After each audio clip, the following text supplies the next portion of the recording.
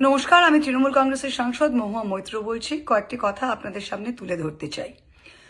2026-এর বাংলার বিধানসভা নির্বাচন বিজেপি পার্টি এবং কেন্দ্র সরকার সমস্ত রাষ্ট্রশক্তি রাষ্ট্রবল প্রয়োগ করে এই বিধানসভা নির্বাচনটি পরিচালনা করেছে।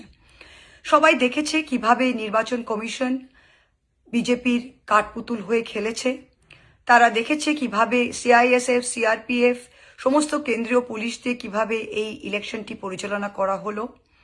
তারা দেখেছে কিভাবে 27 থেকে 30 লক্ষ বৈধ ভোটার যারা খসড়া তালিকায় নথিভুক্ত ছিল তাদেরকে এলডি ভোটার মার্ক করে কিভাবে তাদের বিচারাধীন বাক্সে ফেলে দিয়ে তাদের ভোট দিতে দেওয়া হয়নি।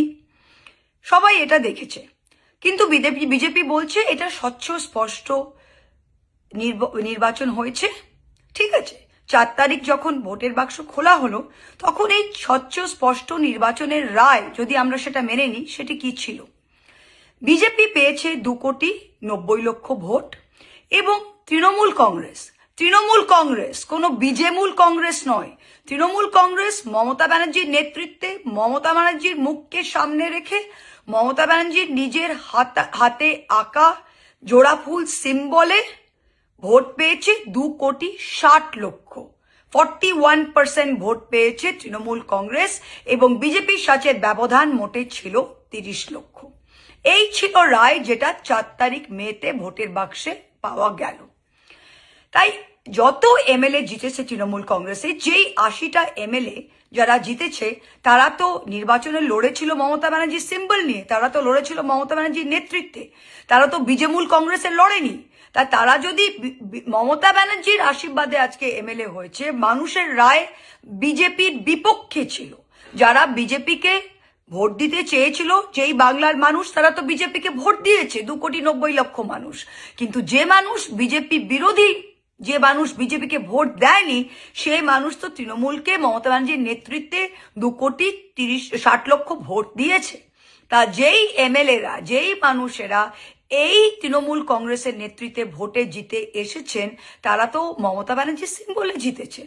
তারা তো ভোটের পরে বলতে পারে না যে আমরা স্বাধীন। মানুষের রায় তো আপনাদের পক্ষে যায়নি, তাহলে আপনারা রিজাইন দিয়ে নতুন করে আপনাদের বিজেমূল সিম্বলে দাঁড়ান, কোনো প্রবলেম নেই। কিন্তু তৃণমূল কংগ্রেসে তো আপনি বলতে পারেন না যে আপনি তৃণমূল কংগ্রেসে দাঁড়িয়েছে, মানুষের রায় তো আপনাদের জন্য ছিল না। আর বাংলায় এমন কোনো এত বড় হনুমান এখনো জন্ম নেয়নি যে বলতে পারে যে বিজেপি বিরোধী যে ভোটটা 2,60,00,000 ভোট, সেটা মমতা ব্যানার্জির মুখ দেখে হয়নি, সেগুলো আমাদের দেখে হয়েছিল। আসলে 15 বছর সরকারে থাকার পর অনেক চর্বি জমে গেছে। অনেক নেতাদের এখন মনে হচ্ছে যে বিরোধিতা আর আমাদের স্যুট করছে না।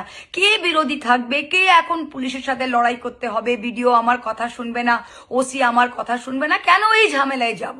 বিজেপির সাথে আতাত করে নি, নিজের লাইফটা খুব সুবিধে হয়ে যাবে, আমাদের পুলিশ থাকবে, আমাদের সিকিউরিটি থাকবে, আমরা ঘুরে বেড়াবো, আরাম করে যাব, এদিকেও খেলবো ওদিকেও খেলবো।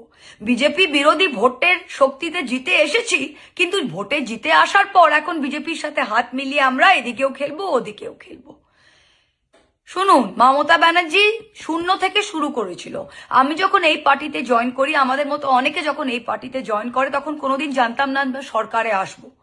যখন করিমপুরে আমি ভোটে লড়তে যাই, তখন কিন্তু লোকে বলেছিল শত্রু দিয়ে বাগ মারতে পাঠাচ্ছে তোমাকে মহুয়া।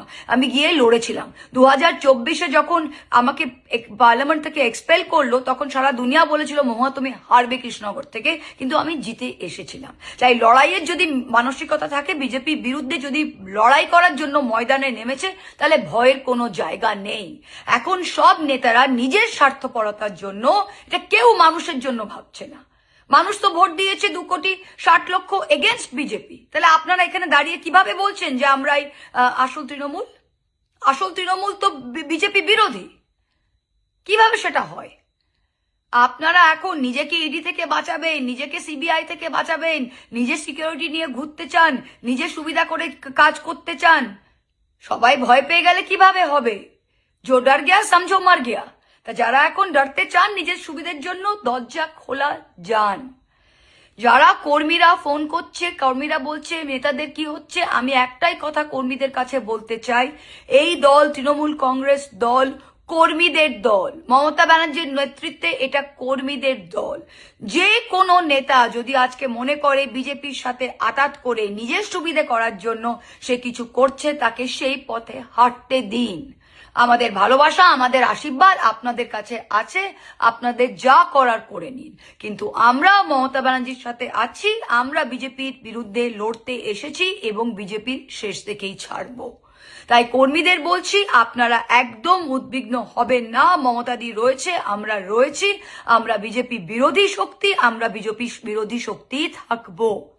যে যাবে যান, আরো যদি কারো যাবার থাকে তারাও যান। এটা গণতন্ত্র, দরজা খোলা আছে। আর যদি ঘোলা জলে কেউ এখন মাছ ধরে কর্মীদের আমন্ত্রণ জানায় যে এখানে আসেন ওখানে আসেন, আমি কর্মীদের বলছি যে তৃণমূল কংগ্রেস যথেষ্ট কর্মীদের পাশে থেকেছে। আমরা একসাথে লড়াইটা দিয়েছি, আমরা অনেক জয়লাভ করেছি এবং আগামী দিনেও আমরা ঠিক জায়গায় পৌঁছে যাব। আপনারা ঠিক থাকেন, আপনারা সাথে থাকেন। মমতা ব্যানার্জি, আমরা সবাই আছি।